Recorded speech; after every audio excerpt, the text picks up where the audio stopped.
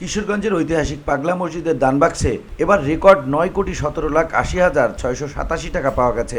এছাড়া বৈদেশিক মুদ্রা ও স্বর্ণালঙ্কার পাওয়া যায়। প্রায় ১০ ঘন্টায় ৪০০ জনের একটি দল এ টাকা গণনার কাজ করেন। শনিবার সকাল ৭টায় দানবাক্সগুলো খোলা হয়, পরে তা মসজিদের দোতলায় গণনার জন্য নেওয়া হয়। দিনভর টাকা গণনা শেষে কিশোরগঞ্জ জেলা প্রশাসক ও পাগলা মসজিদ কমিটির সভাপতি ফৌজিয়া খান নিশ্চিত করেছেন, এবার ৪ মাস ১২ দিন পর মসজিদের ১১টি দানবাক্স খোলা হয়। এতে রেকর্ড ৯,১৭,৮০,৬৮৭ টাকা পাওয়া গেছে। গতবার আমরা সর্বশেষ যে দানবাক্সটি খুলেছিলাম সেটা ৩০শে নভেম্বর ২০২৪-এ।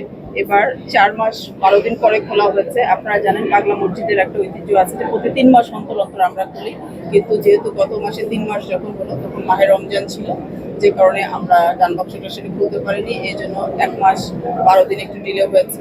আমরা আশা করছি যে গতবার আমরা পেয়েছিলাম ৮,২১,৩৪,৩০৪ টাকা।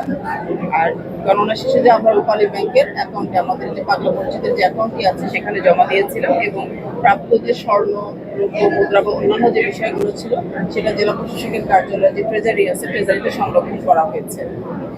এবং এই টাকা যে আমরা পেয়েছিলাম সেই টাকা দিয়ে আমরা গত বছরের মধ্যে করেছি ৫২৯ জন ব্যক্তিকে আমরা বিভিন্ন জটিল দুরারোগ্য রোগে যারা আক্রান্ত তাদের চিকিৎসার জন্য আমরা দিয়েছি। এবং মসজিদের জায়নামাজ বা অন্যান্য যে মসজিদ পরিচালনা, যেটা পাগলা মসজিদের পরিচালনার জন্য কাজ করেছি। আপনারা জানেন যে শোলাকিয়া ঈদগাহে যে আমাদের পবিত্র ঈদুল ফিতর পালন হলো, সেখানে বাইরে থেকে যে আমাদের মুসল্লিরা এসেছিলেন তাদের খাওয়ারও কিন্তু একটি অংশ আমরা পাগলা মসজিদ থেকে ব্যয় নির্বাহ করেছি। একই সাথে বিভিন্ন কাজগুলো আমরা করেছি। এখানে যে মাদ্রাসায় আমাদের যে এতিম শিশুরা আছে তাদের খাওয়া দাওয়ার জন্য আমরা ব্যয় করেছি। তাদের জন্য আমরা একটা উন্নত মানের ডায়েট চার্টও আমি করে দিয়েছি গতবার টাকা উত্তোলনের পরে। এবং এখানে যারা কর্মরত আছেন, আমাদের বেশি মাংস অন্যান্য যারা আছেন তাদের জন্য ব্যয় হয়েছে।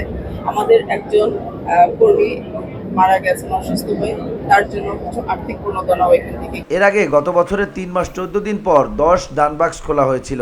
২৯ বস্তায় তখন রেকর্ড ৮,২১,৩৪,৩০৪ টাকা পাওয়া গিয়েছিল। এর আগে ১৯ আগস্ট খোলা হয়েছিল এর মসজিদের ৮টি দানবাক্স, তখন রেকর্ড ২৩ বস্তা টাকা পাওয়া গিয়েছিল।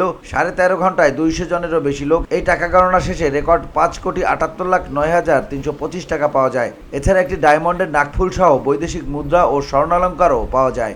এটা আপনাদের সবার জন্য আমি বলতে চাই যে আমাদের বিভিন্ন অ্যাকাউন্টে পাগলা ব্যাংক মসজিদের যে অ্যাকাউন্টটি আছে সেই অ্যাকাউন্টটিতে আমাদের এই পর্যন্ত স্থিতি ৮০,৭৫,৭৩,৫৭৬ টাকা। আমাদের এটা একটা আধুনিক ইসলামিক কমপ্লেক্স হবে, যেটা কাজের ক্ষেত্রে আমাদের দেখলাম যে 0.৭৮43 একর জমি আমাদের পাগলা মসজিদের ব্যক্তি মালিকানাধীন রয়ে গেছে। ওই জায়গাটা যতক্ষণ পর্যন্ত আমরা আমাদের ভিতরে আনতে না পারছি কমপ্লেক্সের কাজটা আসলে শুরু করার জন্য, মধ্যে আমি ওয়াকফ প্রশাসকের এই ব্যক্তিগত মালিকানায় যাদের জায়গা আছে তাদের সাথে আমরা কথা বলেছি, বাজার মূল্য নির্ধারণ করেছেন। অনুমোদনের জন্য ওয়াকফ প্রশাসককে আমরা চিঠি দিয়েছি। ওখান থেকে অনুমোদন পেলেই আমরা এই জায়গাটি পাগলা মসজিদের অনুকূলে ক্রয় করবো, এবং মসজিদ কমপ্লেক্সের ডিজাইন আগে কিছু করা ছিল, এটাকে করা হবে। এবং সেই ক্ষেত্রে আমরা এই কিশোরগঞ্জের যারা গণ্যমান্য সবাইকে নিয়ে সর্বশ্রেণী পেশা নিয়ে আমরা একটু বৈঠক করেই ডিজাইন এবং অন্যান্য কাজগুলো চূড়ান্ত করবো অচিরেই। এটা আমাদের প্ল্যানে আছে। এটা একটা বিষয়।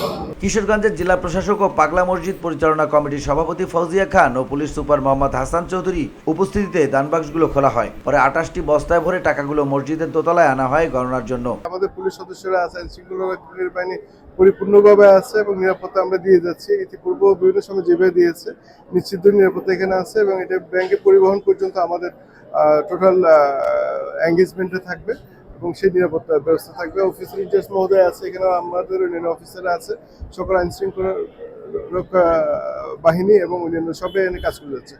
মসজিদের খতিব এলাকাবাসী ও দূর দূরান্ত থেকে আসা লোকজন সূত্রে জানা যায়, এ মসজিদে মানত করলে মনের আশা পূর্ণ হয়। এমন ধারণা থেকে ধর্মবর্ণ নির্বিশেষে সবাই এ মসজিদে দান করে থাকেন। জনশ্রুতি আছে একসময় এক আধ্যাত্মিক পাগল সাধকের বাস ছিল কিশোরগঞ্জ পৌর শহরের হারুয়া ও রাখুয়াইল এলাকার মাঝ দিয়ে প্রবাহিত নরসুন্দা নদের মধ্যবর্তী স্থানে জেগে ওঠা উঁচু টিলাকৃতির স্থানটিতে মুসলিম হিন্দু নির্বিশেষে সব ধর্মের লোকজনের যাতায়াত ছিল ওই সাধকের আস্তানায়।